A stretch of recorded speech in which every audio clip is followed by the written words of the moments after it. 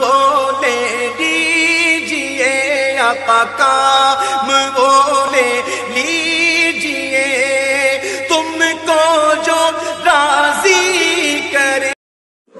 نحمده ونصلي ونسلم على رسوله الكريم اما بعد فاعوذ بالله من الشيطان الرجيم بسم الله الرحمن الرحيم ان الصلاة كانت على المؤمنين كتابا موقوتا صدق الله العلي العظيم وصدق رسوله النبي الأمين الكريم ونحن على ذلك لمن الشاهدين والشاكرين والحمد لله رب العالمين.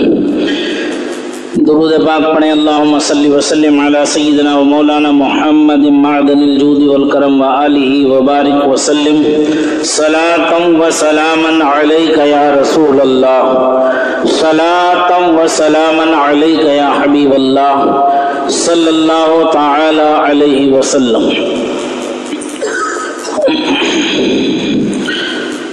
اپنی صفوں میں جگہ دیں تاکہ پیچھے آنے والوں کو جگہ مل جائے. بزرگوں کا مقولہ ہے عقل مند را اشارہ کافی ہے. عقل مند کے لیے اشارہ کافی ہے. ایک بار اور درود پاک پڑھیں. اللہم صلی وسلم علی سیدنا و مولانا محمد معدن الجود والکرم وآلہ وبارک وسلم صلاة و سلاما علیک یا رسول اللہ صلاة و سلاما علیک یا حبیب اللہ صلی اللہ تعالی علیہ وسلم. پچھلے جمعہ ہمارا اور آپ کا جو درس تھا وہ آپ حضرات کو انشاءاللہ یاد ہوگا. اگر آپ حضرات مجھے بتا دیں تو میں اس سے آگے کی گفتگو شروع کروں.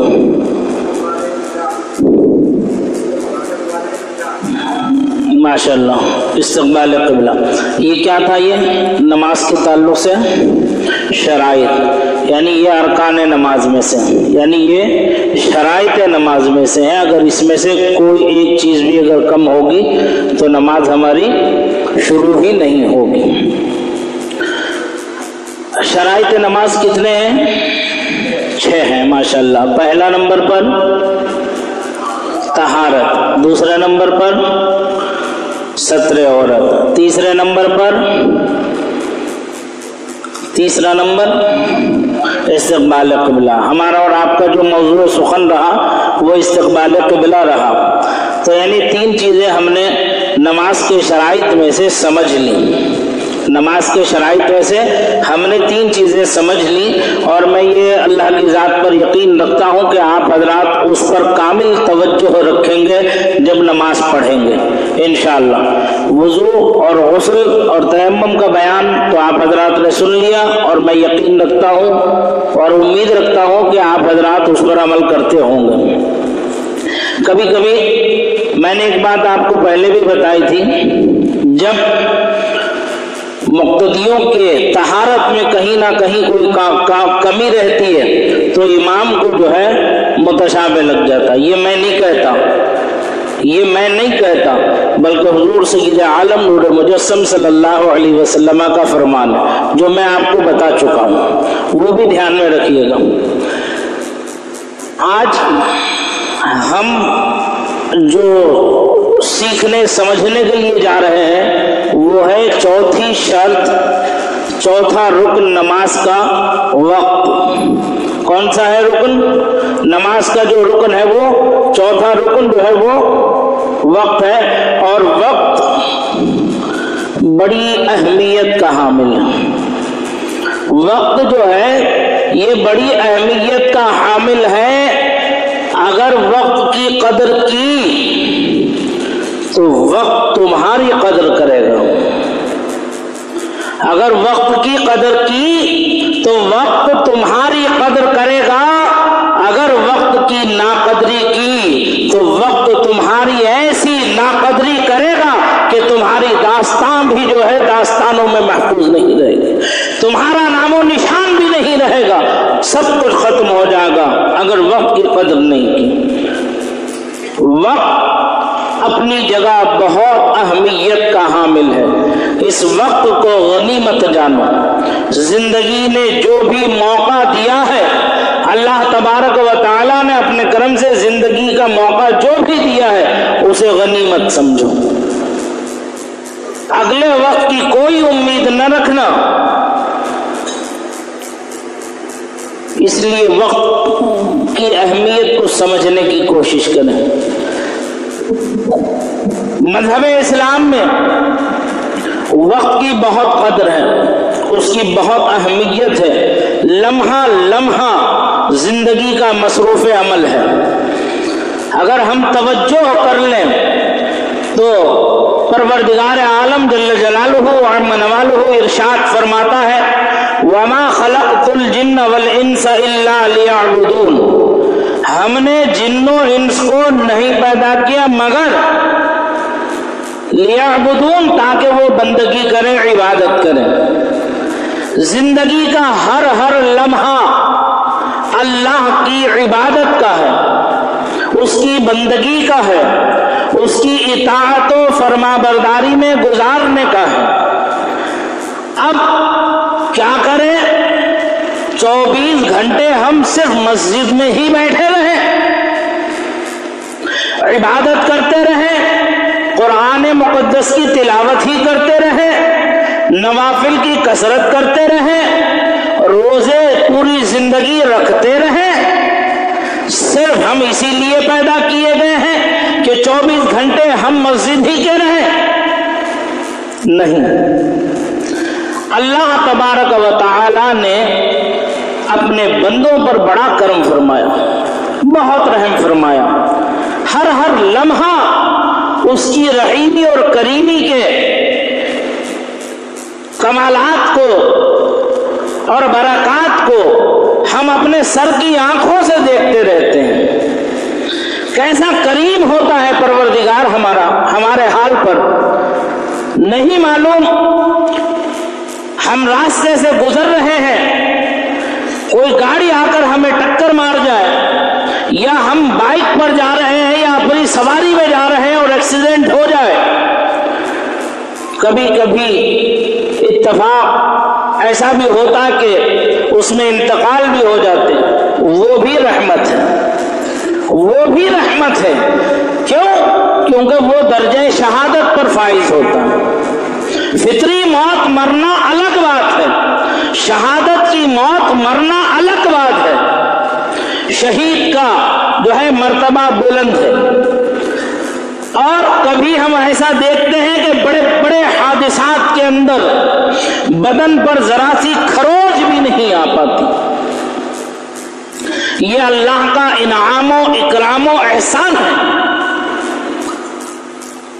اور خاص اللہ کے بندوں پر خصوصی فضل ہو جاتا ہے۔ ایک مرتبہ کا واقعہ مجھے یاد آ گیا، رامپور کی سرزمین پر نبیر اعلیٰ حضرت شہزادہ مفسر اعظم حجت الاسلام کے پوتے، اعلیٰ حضرت امام اہل سنت کے پڑپوتے، حضور مفتی اعظم قطب عالم نور اللہ مرقدہ کے نواسے، ہم سب کے منظور نظر، دلوں کا سرور، آنکھوں کا نور، سر کے تاج، سرکار حضور تاج الشریعہ قاضی القضات فی الہند حضرت علامہ الحاج الشاہ مفتی محمد اختر رضا خان قادری برکاتی رضوی نوری بریلوی علیہ الرحمت والرضوان کا بڑا پیارا ایک واقعہ، یہ حضور تاج الشریعہ کی کرامت بھی ہے اور اللہ کا فضل و انعام و اکرام و احسان بھی ہے۔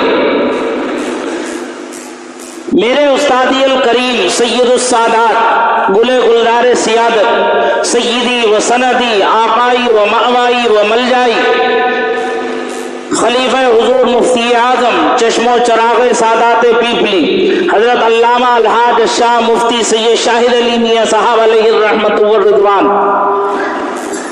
جن کی آغوش تربیت میں میں نے 25 سال زندگی کے گزارے، آج جو کچھ میرے پاس ہے وہ سب انہی کا صدقہ ہے، میرے پیر و مرشد کی دعائیں ہیں۔ حضور تاج الشریعہ علیہ الرحمت والرضوان اور حضرت سید صاحب علیہ الرحمت والرضوان کا بڑا گہرا تعلق اور رابطہ رہا۔ حضرت نے یہ فرمایا تھا سید صاحب جب بھی میں بریلی رہوں اور آپ کو رامپور کی جب ضرورت میری پیش آئے رامپور میں تب آپ مجھے یاد فرما لیجئے، میں حاضر ہو جاؤں گا۔ حضرت تاج الشریعہ علیہ رحمت و رضوان سے ملاقات کے لیے مہینوں لگ جاتے تھے لوگوں کے، لیکن یہاں معاملہ ایسا تھا رامپور کی سرزمین پر بسم اللہ کی محفل میں، عقیقے کی محفل میں، ختنہ کی محفل میں، مکان کے افتتاح میں، دکان کے افتتاح میں، گھر کے افتتاح میں، شادیوں میں اور نظر و نیاز میں، گھروں کے پروگراموں میں سرکار تاج الشریعہ علیہ رحمت و رضوان تشریف لایا کرتے تھے۔ ایک موقع پر عثمان نگر پڑتا ہے، وہاں رامپور میں ایک گاؤں، وہاں حضرت کا ایک پروگرام تھا، ایک لائن سے پروگرام بندے ہوئے تھے۔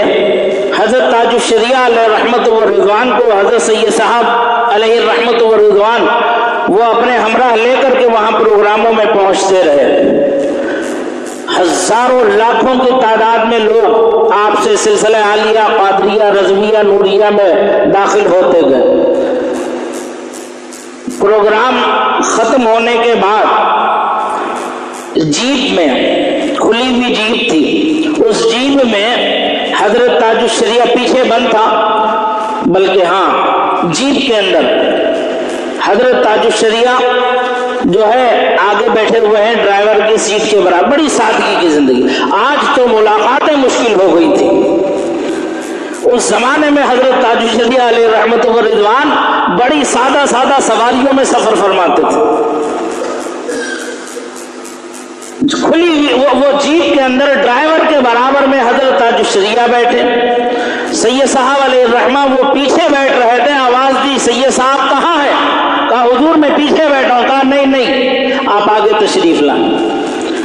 تو سامنے جیپ پر صرف 2 آدمی بیٹھنے کی جگہ، تو حضرت نے سید صاحب کو بلا کر کے اپنے برابر میں، ادھر ڈرائیور، بیچ میں سرکار تاج الشریعہ اور حضرت تاج الشریعہ کی بائیں جانب حضرت سید صاحب، اور پھر اس کے بعد ایک کنڈا پڑا رہتا تھا جسے ڈگا گاڑی کہتے نہیں ہے اپنی زبانوں میں، یو پی میں جو سواریاں ڈھوتی تھی گاڑی ہے، ایسی گاڑی تھی وہ، تو اس میں وہ لگا ہوا تھا کنڈا، وہ کنڈا اٹھا کے لگا لیا تاکہ بیلنس بنا رہے گاڑی کے چلنے میں۔ وہاں گاؤں سے جب نکلے تو نہر کے کنارے کنارے جا رہے تھے، بڑی گہری تھی وہ جگہ، کھرنجا پڑا ہوا تھا چوکوں کا۔ جاتے جاتے ایک چوکے سے ایک چوکا پھسل گیا، جیسے چوکا اکھڑا تو گاڑی نے بیلنس چھوڑ دیا اپنا، اور گاڑی بیلنس چھوڑی تھی کہ پیچھے بھی لوگ بیٹھے تھے گاڑی میں، آگے حضرت تشریف فرما تھے اور کنڈا بھی لگا ہوا تھا۔ وہ گاڑی بیلنس کھو کر کے 3 پلٹے کھائی، 3 پلٹے کھا کے وہ اس وقت نہر میں پانی نہیں تھا، 3 پلٹے کھا کے جا کر کے سیدھا کھڑی ہو گئی نہر کے اندر۔ تو آپ جانتے ہیں کہ جیپ اور وہ پلٹا کھا لے تو اس کا کیا حشر ہو جاتا ہوگا۔ تو میرے استاد گرامی نے فرمایا، میں نے فوراً حضرت تاج الشریعہ کی طرف توجہ کی کہ سرکار تاج الشریعہ کو کوئی تکلیف تو نہیں پہنچی، تو دیکھا کہ حضرت تاج الشریعہ سجدے کی حالت میں سبحان ربی العظیم پڑھ رہے ہیں، سبحان ربی الاعلیٰ پڑھ رہے ہیں، اپنے رب کی حمد و ثنا بیان کر رہے ہیں۔ اور جیسے جا کر کے جیب رکی تو فوراً حضرت سر اٹھاتے اور پوچھتے، سید صاحب آپ کی خیریت تو ہے؟ کہیں کوئی تکلیف تو نہیں ہوئی آپ کو؟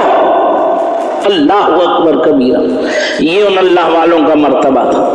اللہ اپنے کرم سے جس پر بھی فضل فرما دے، احسان فرما دے، اور اپنے مخصوص بندوں پر تو بہت ہی کریم ہے وہ۔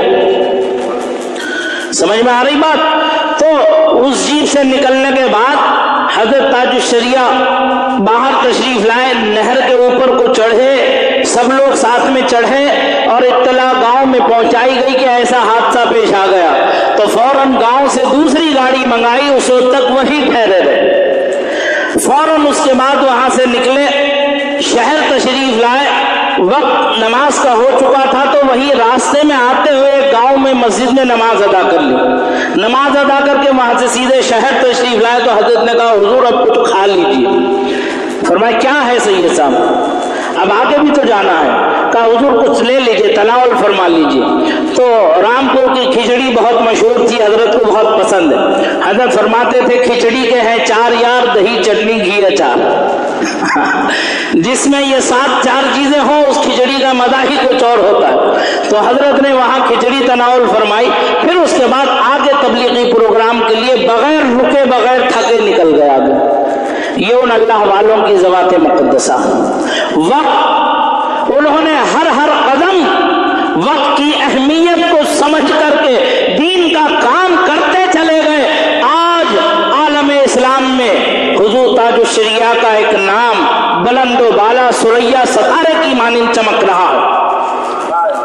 یہ ان کی خلوص نیت کے ساتھ خدمت دین کا صلہ ہے جو اللہ تبارک و تعالیٰ نے سرکار تاج الشریعہ علیہ رحمت و رضوان کو عطا فرمایا۔ وقت کی قدر کی ہمارے اسلاف نے ہمیشہ یہی تعلیم دی ہے، وقت کی اہمیت کو سمجھو، وقت کی قدر کرو، ورنہ وقت تمہیں ایسا ناقدرہ بنا دے گا کہ تمہاری کوئی حیثیت نہیں ہوگی، پت جھڑ کے موسم میں سوکھے ہوئے پتے کی طرح اڑا کر کے پھینک دے گا۔ نماز جیسی عظیم برکت، عظیم نعمت بھی اللہ تبارک و تعالی نے وقت مقررہ پر ہی فرض فرمائی ہے۔ ان الصلاۃ کانت علی المؤمنین کتابا موقوتا، وقت مقررہ پر ہے، لکھے ہوئے وقت کے مطابق ہے۔ تو لہذا وقت یہ کون سی شرط ہے؟ چوتھی شرط، اللہ حفاظت فرمائے ماشاءاللہ۔ کون سی شرط ہے یہ نماز کی؟ چوتھی شرط ہے، وقت کی قدر کرو۔ ایک واقعہ ذہن میں پھر گردش کرنے لگا، میں اس لیے عرض کر رہا ہوں چونکہ لاؤڈ اسپیکر جو ہے اوپر لگائے تھی منزل پر، ہماری مائیں اور بہنیں، محلے کی عورتیں، بیٹیاں بھی ہماری سن رہی ہیں، تو ان کے لیے بھی کوئی عبرت کی چیز ہونا چاہیے۔ مسجد ایک ایسی عظیم دستگاہ ہے جہاں سے مردوں کی بھی اصلاح ہوتی ہے، وہیں سے عورتوں کی بھی اصلاح کی جاتی ہے۔ ہماری مائیں اور بہنیں، بیٹیاں بھی سن لیں، حضرت رابعہ بصریہ کو تو جانتے ہی ہوں گے، کیسی عظیم الشان جلیل القدر ولی کاملہ تھی۔ جب ان کا وصال ہوا تو بعد وصال ایک بزرگ نے انہیں خواب میں دیکھا اور پوچھا، کہو رابعہ کیسے گزری؟ کیا کہا؟ کہو رابعہ کیسے گزری؟ تو کہتی ہے کیسے گزرتی؟ ارے کیسے گزری ہے بھائی؟ سوالات قبر تو امت مصطفیٰ پر ہے، کیا تمہارے پاس کوئی سوال پوچھنے والا نہیں آیا؟ وہ کہتی ہے ہاں، کیوں نہیں آیا، میرے پاس بھی آیا سوال پوچھنے والا۔ تو پھر کیا ہوا؟ اس نے آ کر کے مجھ سے سوال کیا، من رب کا، من رب کے، تیرا رب کون ہے؟ تو کہا تم نے کیا جواب دیا؟ کہنے لگی میں نے اسے یہ جواب دیا کہ جس نے تجھے میرے پاس یہ سوال کرنے کے لیے بھیجا ہے اسی کی طرف واپس چلے جا اور جا کر کے اس سے کہہ دے اپنی ہزاروں کروڑوں قدموں مخلوقات کے بیچ اپنی تو ایک گناہگار بندی رابعہ کو نہ بھولا تو عالم میں تیری ذات تو یک و تنہا تھی، تیری رابعہ تجھے کیسے بھول جاتی؟ جا کے پوچھ لے، تیری رابعہ تجھے کیسے بھول جاتی؟ جا کے اسی سے پوچھ۔ کہتے ہیں کہ پھر کیا ہوا؟ کہ وہ گیا ہے، واپس پلٹ کے آیا تو نہیں ہے ابھی تک۔ کتنا پیارا جواب، ہماری مائیں، بہنیں، بیٹیاں بھی سن رہی ہیں، سن لیں۔ وہ سیدۃ النساء حضرت بی بی فاطمہ الزہرا رضی اللہ تعالی عنہا کی کنیز ہے، غلام ہے۔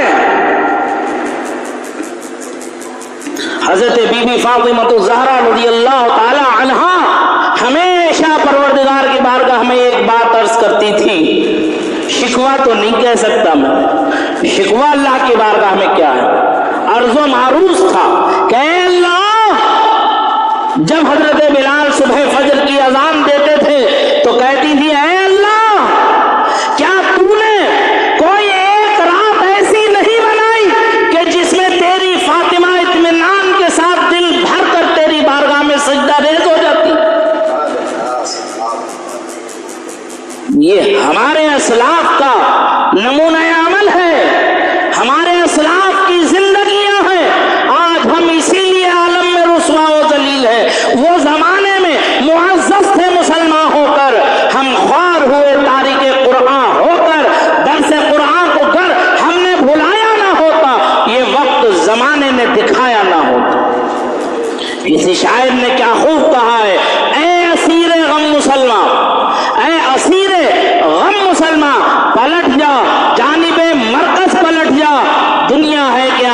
रही है तो 1400 कदम पीछे को हट जाओ।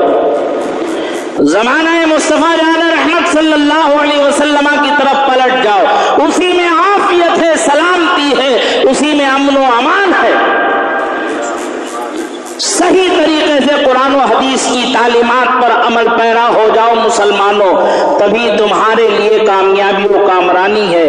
इसकी ज़मानत अल्लाह वहदहू ला शरीक ने दी है। व अंतुमुल आलौन इन कुंतुम मुमिनीन, कामयाबी तुम्हारा नसीबा है, सरबलंदी तुम्हारा नसीबा है, मगर शर्त यह है कि तुम मोमिन हो जाओ, मोमिन हो जाओ। शर्त है मोमिन। कैसे मोमिन? कि हर हर लम्हा, हर हर कदम हमारा उठता हुआ अल्लाह का खौफ दिल में हो और उसकी रजा की तलब हमारे दिलों के अंदर मौजूद हो।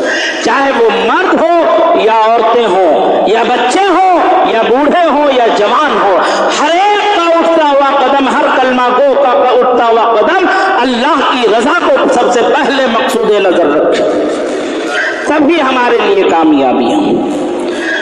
आज हम दीन से इतने दूर हो चुके, मजहब इस्लाम की तालीमातों हिदायत से इतने दूर हो चुके हैं कि हमें रहने सहने का माहौल भी नहीं आता।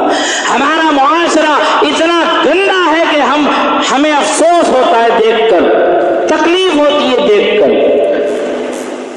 शराब हमारे यहाँ, जुआ हमारे यहाँ, सट्टा हमारे यहाँ, तंबाकू गुटखा हमारे यहाँ, ये सब इंसानों की खाने की चीजें हैं, ये इंसानियत को उरूज पे पहुंचाने की चीजें हैं। हजरत बिशर हाफी का वाकया तो आप लोगों ने सुना ही होगा। वो एक शराबी थे, बिशर शराबी थे, शराब पीते थे। एक दिन एक रास्ते से गुजर रहे थे कि उन्हें एक कागज पड़ा हुआ मिला रास्ते में। उठा के देखा, उसके ऊपर लिखा था बिस्मिल्लाहिर्रहमानिर्रहीम। उन्होंने उसी हालत में उसे उठा करके आंखों को बोसा दिया और उसे लबों से लगा करके चूमा और चूम के घर लेकर के आए। लाने के बाद उसे इत्र से मलबूस किया, इत्र लगाया उसके ऊपर, खुशबू बसाया उसके अंदर, और फिर अपने मकान के ऊंचे हिस्से पर उठा के रखा, ये कहते हुए कि अल्लाह के पाक नाम, तेरा मकाम ये नहीं है कि तू रास्ते में पड़ा रहे, बल्कि तेरा मकाम ये है कि तू यहाँ रहे। अल्लाह नुक्ता नवाज़े। फमन यामल मिस्काल ज़र्रतिन खैरन यरह, राई के दाने के बराबर भी नेकी करोगे, अल्लाह तुम्हारा अजर ज़ाय नहीं फरमाएगा। तो वो अदा हजरत बिशर की अल्लाह को इतनी पसंद आई, इतनी पसंद आई, इतनी पसंद आई कि फौरन अपने तरफ से एक फरिश्ते को उनके पास भेज दिया, और वो घर में बैठे ही थे कि दरवाजे की कुंडी खटखटाई गई, और कुंडी खटखटाने के बाद आप नंगे पैर थे, उसी हाल में आप उठ करके आए, दरवाजा खोला, कुंडी खोली, कहा कौन साहब है? उन्होंने कहा क्या तुम मुझे पहचानते नहीं? कहा नहीं, मैं नहीं पहचानता आपको, आप कौन हैं? तो उन्होंने कहा बिशर, तुम्हें बशारत हो, खुशखबरी हो।